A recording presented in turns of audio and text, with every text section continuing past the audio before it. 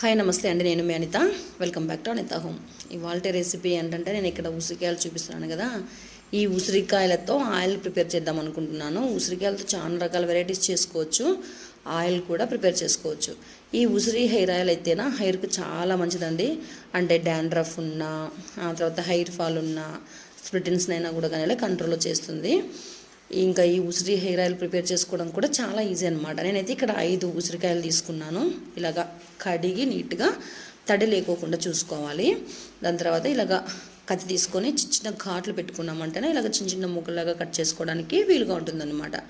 చూడండి, ఇక్కడ చూపిస్తున్నట్టుగా చిన్న చిన్న ఘాట్లు పెట్టుకొని, ఇక్కడ లేయర్లు వస్తాయి కదా ఉసిరికాయకి, ఆ లేయర్ల పైన చిన్న చిన్న ఘాట్లు పెట్టుకున్నామంటేనా ఇలాగ పెద్ద పెద్ద ముక్కలాగా కట్ చేసుకోవచ్చు. ఇలాగ కట్ చేసుకున్న తర్వాత కూడా ఇంకా చిన్న చిన్న ముక్కలాగా కట్ చేసుకుంటే మనం మిక్సీలోకి వేసుకునేటప్పుడు తొందరగా పట్టేసుకోవచ్చు. ఇంక ఇలాగా ముక్కలాగా చేసుకున్న తర్వాత చిన్న మిక్స్ జార్ తీసుకొని ఇంకా అన్ని ఇందులోకి వేసేసుకొని, మరీ ఎక్కువ మెత్తగా పట్టకూడదు, జస్ట్ కచ్చా పచ్చాగా మిక్సీ పట్టుకోవాలి. చూడండి, ఇక్కడ చూపిస్తున్నట్టుగా ఈ విధంగా మిక్సీ పట్టుకున్న తర్వాత ఇంకా పక్కన పెట్టేసుకుందాము. దాని తర్వాత స్టవ్ మీద ఒక ప్యాన్ పెట్టుకుందాం. ఈ ప్యాన్లోకి నేనైతే ఇక్కడ 250 ml తీసుకున్నానండి కోకోనట్ ఆయిల్.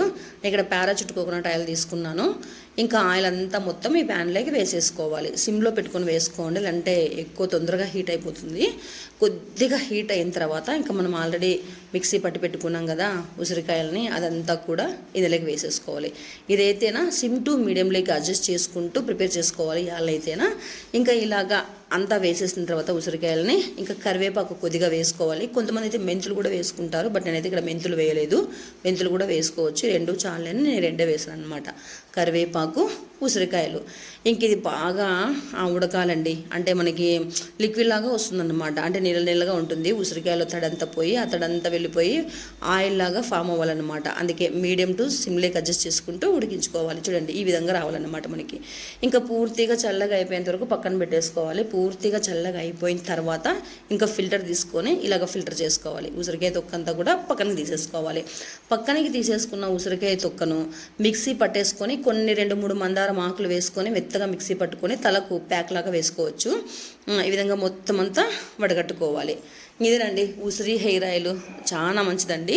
హెయిర్ ఫాల్ ఉన్న వాళ్ళకి, డాండ్రఫ్ ఉన్న వాళ్ళకి, స్ప్లిటెన్స్ కూడా కానివ్వండి, హెయిర్ గ్రోత్ కూడా కానివ్వండి, అన్ని రకాలుగా మంచిగా పనిచేస్తుంది.